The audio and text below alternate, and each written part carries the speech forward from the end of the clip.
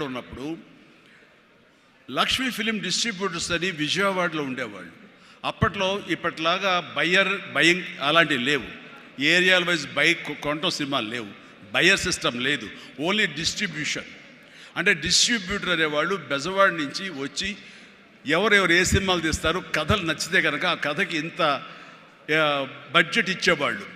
ఆ బడ్జెట్ తోటి సినిమాలు తీసేవాళ్ళు, అందులో లాభాలు ఎంతో మిగుల్చుకొని మిగతా వాళ్ళు డిస్ట్రిబ్యూటర్స్ వాళ్ళు డిస్ట్రిబ్యూట్ చేసుకుని ఆ వచ్చే డబ్బు వాళ్ళు పంచుకునేవాళ్ళు.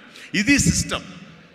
ఆ సమయంలో ఒక కథ చెప్పి మేము సో హీరోని మేము అనుకుంటున్నామని ఆ ప్రొడ్యూసర్స్ చెబితే లింగమూర్తి గారని లక్ష్మీ ఫిలిమ్స్ సంబంధించినటువంటి వాళ్ళ CEO ఆయన వచ్చారు. ఓకే, ఎంత ఎక్స్పెక్ట్ చేస్తున్నారు ఆ హీరో మీద? అప్పుడు 25 crores ల్యాక్స్, సారీ క్రోర్స్ కాదు, ల్యాక్సే. 25 lakhs 30 lakhs, కానీ మాది బడ్జెట్ ఎక్కువ అండి, 50 lakhs పైన అవుతుంది అని. అంటే ఆ హీరో మీద 50 lakhs అంటే మాకు చాలా రిస్క్. చిరంజీవి అని వస్తున్నాడు కదా, అతని మీద అయితే ఇస్తాం అని. ఎందుకు ఇస్తారు, అతను ఏంటి కొత్తగా వస్తున్నాడు కదా అంటే, రావడం ఏంటి, ఖైదీ లాంటి సినిమా చేశాడు. ఆ ఖైదీలో అతని డ్యాన్సులకి ఫైట్లకి ఎక్స్ట్రాగా జనం విపరీతమైనటువంటి రెస్పాన్స్ ఉంది. మేము జనంలో ఉంటాం, బెజవాడలో ఉంటాం, మిగతా ఊళ్ళ నుంచి ఫీడ్బ్యాక్ తీసుకుంటాం, మాకు తెలుసు అతని పొటెన్షియాలిటీ అని. అంటే చెన్నైలో ఉండేవాళ్ళు, మెడ్రాస్లో ఉండేవాళ్ళు కొంచెం సంశయిస్తూ వచ్చారు.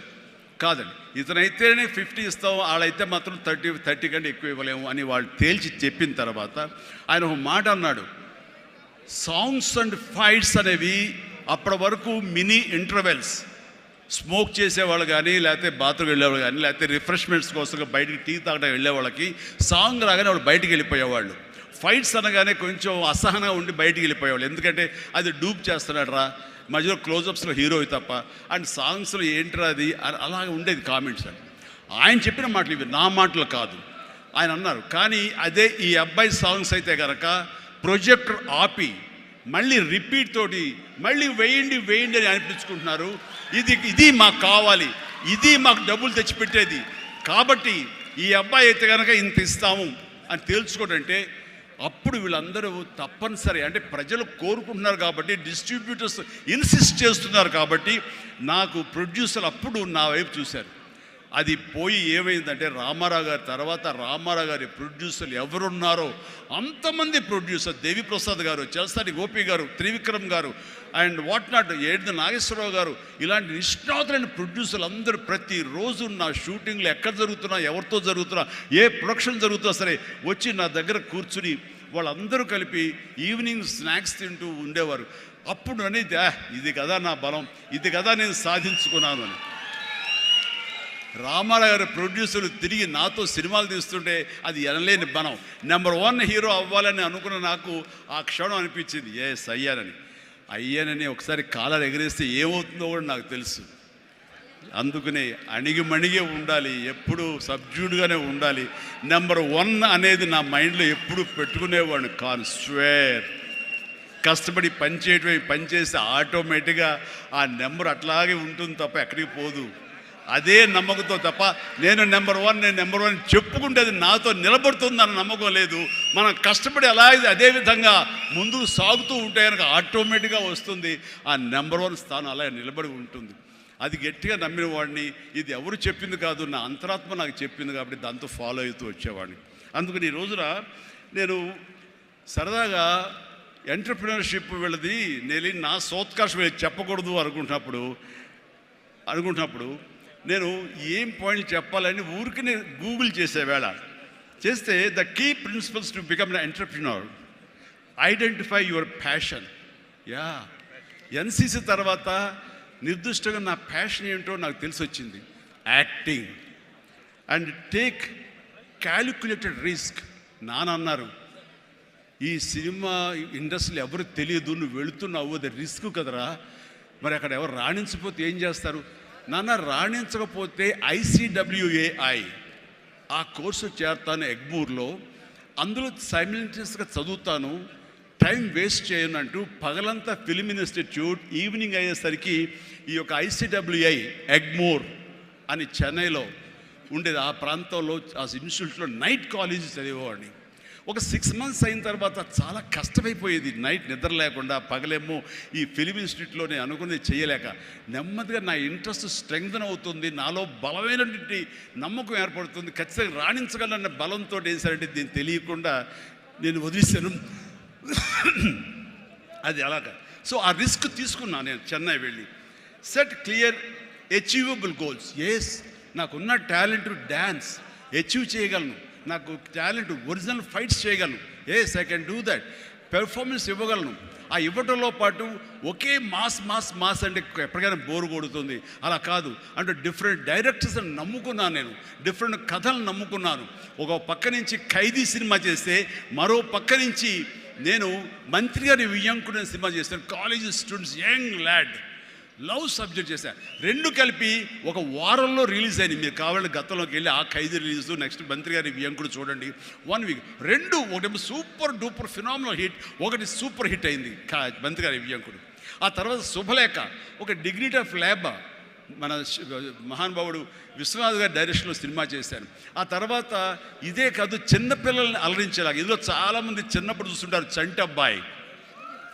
ఆ సినిమా ఆ చేసిన ఆ ఫార్స్ కానివ్వండి, స్లాప్స్టిక్ కామెడీ కానివ్వండి, ఇప్పటికీ చాలామంది చెప్తుంటారు. వాళ్ళందరూ ఐఏఎస్ ఆఫీసర్లు, వాళ్ళు పెద్దవాళ్ళు అయ్యారు, వాళ్ళందరూ అయినా సరే చెప్తుంటారు. అదొకటి.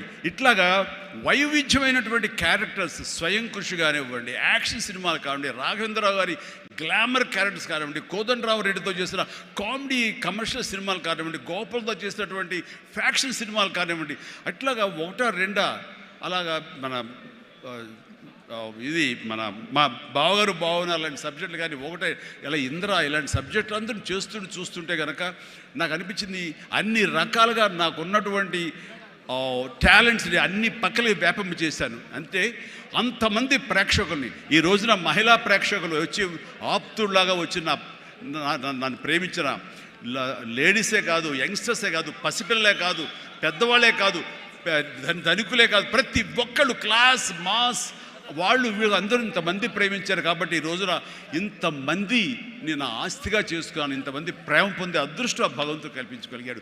ఎందుకంటే నేను లిమిటేషన్స్ పెట్టుకోలేదు. ఆ రకంగా అది నాకు ఎంతో హెల్ప్ అయింది.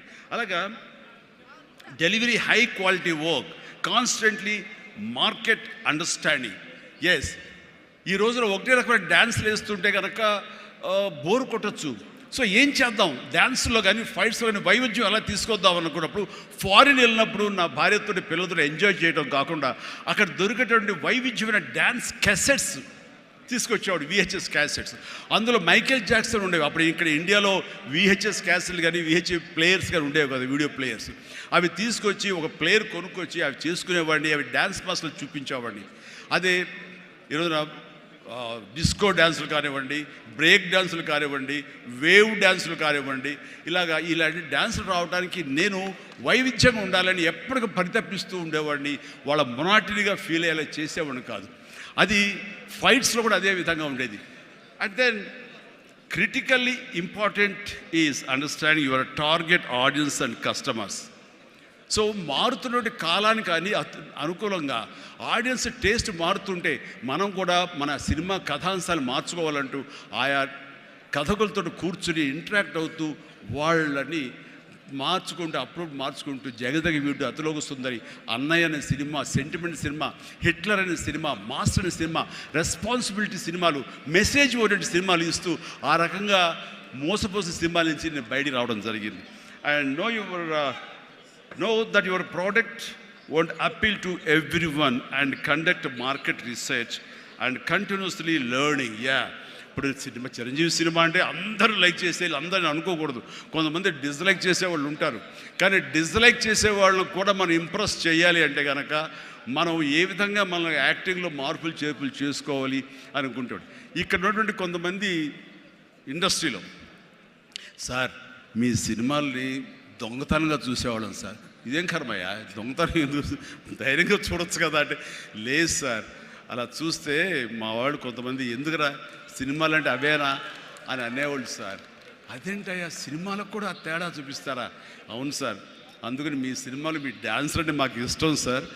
అందుకని సెకండ్ షోలకి ఎవరికి తెలియకుండా కామ్గా వెళ్ళిపోయి చూసి వచ్చేవాళ్ళం సార్. ఏమిటి అసలు అవి చూసి కాలేజీలో ఆ పెర్ఫార్మెన్స్ ఇచ్చేసేవాళ్ళం సార్, మాకు ప్రైజులు వచ్చేసేవి. ఆ రకంగా అందరినీ కూడా, ప్రతి ఒక్కరిని కూడా నేను నా వైపు ఆకట్టుకునేలాగా చేయగలిగాను. అలాగే learn from mentors and successful entrepreneurs. ఎవరైతే మీకంటే ముందే సాధించారో వాళ్ళని మీరు ఆధారంగా చేసుకుని వాళ్ళు ఏ విధంగా అంత స్థాయికి వెళ్ళారు, టాటా వాళ్ళు కానీ ఇంకోళ్ళు కానీ వెళ్ళారు. అంటే నా విషయంలో రామారావు గారు, నాగేశ్వరరావు గారు ఆ స్థాయికి వెళ్ళారంటే క్రమశిక్షణ, టాలెంట్ అనేది ప్రూవ్డ్. కానీ ఇక్కడ క్రమశిక్షణ అనేది చాలా ఇంపార్టెంట్. అందరితో సత్సంబంధాలు పెట్టుకోవడం ఇంపార్టెంట్. నిన్ను క్రిటిసైజ్ చేసే వాళ్ళు ఉంటారు, ఆవేశపడకు, వాళ్ళ తప్పు వాళ్ళు తెలుసుకుంటారు, నువ్వు సంయమనం పాటించాలి. అండ్ అట్లాగా నేను నా సీనియర్స్ నుంచి నేర్చుకుంటూ వచ్చాను. Learn more mentor and successful entrepreneurs of course. అలాగే నెట్వర్క్ అనేది చాలా ఇదిగా ఉండాలి మీకు, అంటే డిస్ట్రిబ్యూషన్ సైడ్ కానీ ఇంకోటి కానీ మీ ప్రోడక్ట్ మార్కెటింగ్ చేసుకోవట్లేదు. అలాగా నా విషయంలో నాకు అండగా నిలబడింది, నన్ను ప్రజల్లోకి నిరంతరం తీసుకెళ్ళేది ఎవరంటే నా అభిమానులు.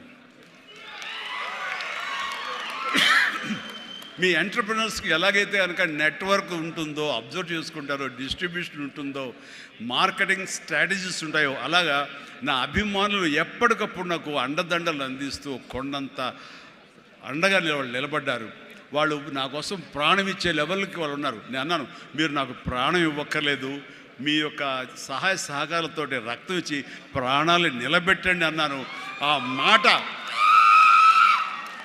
మాట పుణిగి పుచ్చుకుని 25 సంవత్సరాలుగా ఈరోజు కూడా వాళ్ళు రక్తదానం చేస్తూనే ఉన్నారు. వాళ్ళందరికీ నిజంగా జీవితాంతం నేను రుణపడి ఉంటాను. అందులో భాగంగా ఎక్కడో ఉన్నట్టు నా మాట, ఇక్కడ మాట్లాడిన నా మాట అమెరికా దాకా వినపడింది. కాబట్టి ఆప్తా ఎన్నోసార్లు నా పేరు మీద బ్లడ్ బ్యాంకులు నిర్వహించారు, రక్తదానాల శిబిరాలు నిర్వహించారు. ఈ రవి కానివ్వండి, మధు కానివ్వండి, ఇలాంటి వాళ్ళందరూ కూడాను ఇవి చేశారు. ఈ రోజున అన్ఫార్చునేట్లీ రవి వర్రే ఒక బ్రెయిన్ స్ట్రోక్ వచ్చేది ఆగిపోయినప్పుడు, ఆ విషయం తెలిసినప్పుడు అతనికి వీడియో పెట్టాను నేను. వీడియో, రవి డోంట్ వర్రీ, ఇవన్నీ స్మాల్ థింగ్సే, బట్ అన్ఫార్చునేట్, సో త్వరలో కోలుకుంటావని అతను నేను మెసేజ్ పెట్టినప్పుడు అతను పొందిన ఆనందం అంతా ఇంత కాదు, అది ఎంతో ఉత్సాహాన్ని ఇచ్చింది. ఈ రోజున కోలుకుంటున్నాడు. ఈ రోజున ఈ సభ రవి రావాలి, అన్ఫార్చునేట్ రాలేకపోయాడు. కానీ నెక్స్ట్ ఇదే సభ ఇక్కడ జరిగితే కనుక రవి వస్తాడు, నేను వస్తాను, మీతో ఉంటాను. మీ అందరి ఆశీస్సులతోటి రవి లాంటి ఎంతూజియాస్టిక్ గాయ్ కోలుకుంటున్నాడు. వాళ్ళు మధుతోటి, సాగర్ గారితో, మన ఇతర ఫ్రెండ్స్ తోటి, సుబ్బు చంద్రశేఖర్ గారితో, వీళ్ళందరితో కూడాను మళ్ళీ కలిసి ఈ యొక్క సభల్ని ఇంతకంటే మరింత అద్భుతంగా చేయాలి. అండ్ ఆ రకంగా నేను మీ ఎంటర్ప్రినర్షిప్, యంగ్స్టర్స్ ఎలాగ రావాలి ఏమిటి అనేది నా గురించి నేను చెప్పుకోవడంలో తెలియకుండానే మీకు అందరికీ చెప్పాను. అది మీకు అందరికీ అర్థమై ఉంటుందేమో అనిపిస్తుంది. కాబట్టి ఇది నాకు గొప్ప అవకాశం.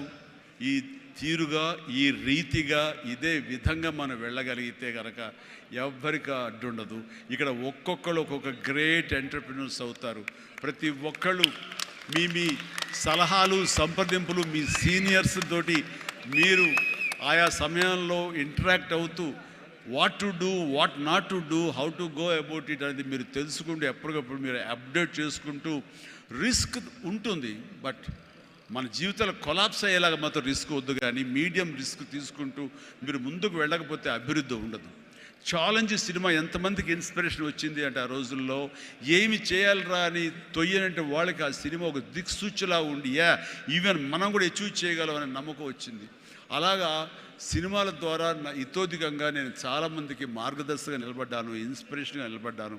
ఆ రకంగా మీరు కూడా ఈ వండర్ఫుల్ జీవితం, ఒకే ఒక జీవితం, దీన్ని సద్వినియోగపరుచుకుంటూ మీరు మరింత హైట్స్కి ఎదగాలని, మరింత అభివృద్ధిలోకి ఎదగాలని, ఇదే సభ 1 ఇయర్ లోపు జరిగినప్పుడు మీరు ఫీల్ అవ్వాలి, లాస్ట్ టైం మనం వచ్చే జనవరి 25, కానీ ఈ జనవరి 26 ఆ ప్రాంతాల్లో మనం ఎంత ఎదిగాము ఇది అంటే చిరంజీవికి మీరు చెప్పుకుంటే కనుక అంతగా మించి నాకు కావాల్సిన ఇంకేమీ లేదు. ప్రతి ఒక్కరిని మనస్ఫూర్తిగా ఈ అవకాశాన్ని సద్వినియోగపరచుకోండి. మీ యొక్క అభివృద్ధికి దీన్ని థ్యాంక్ యూ.